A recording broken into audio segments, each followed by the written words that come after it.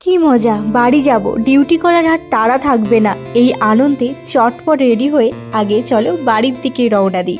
তো চলে গিয়েছিলাম স্টেশনে, টিকিটটা কেটে নিয়ে অপেক্ষা করছিলাম যে কখন ট্রেন আসবে। আর অপেক্ষা করতে করতে এমন একটা মানুষের সাথে আমার দেখা হয়ে গেল, আর মনটা আমার খুব খারাপ হয়ে গেছিল। এই যে এই দিদাটা কত কষ্ট পাচ্ছে, এই যে স্টেশনে স্টেশনে ঘুরে বেড়াচ্ছে, অথচ একটা সময় হয়তো অনেক আনন্দে দিন কাটাতো।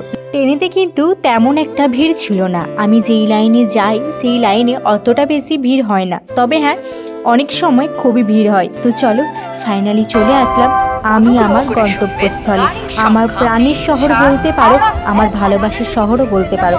যে যে এই শহরটাকে চেনো অবশ্যই কমেন্টে জানিও যে এই শহরে কতজন এসেছো।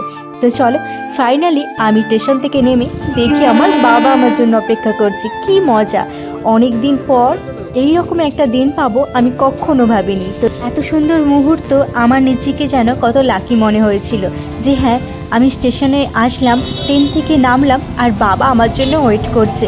খুবই ভালো লাগছে। এই যে আমি রেডি হয়ে গেছি হেলমেট পরে, কারণ বাড়ি যেতে এখনও 1 ঘন্টা সময় লাগে। যদি আমার ভিডিও ভালো লেগে থাকে সাবস্ক্রাইব করে পাশে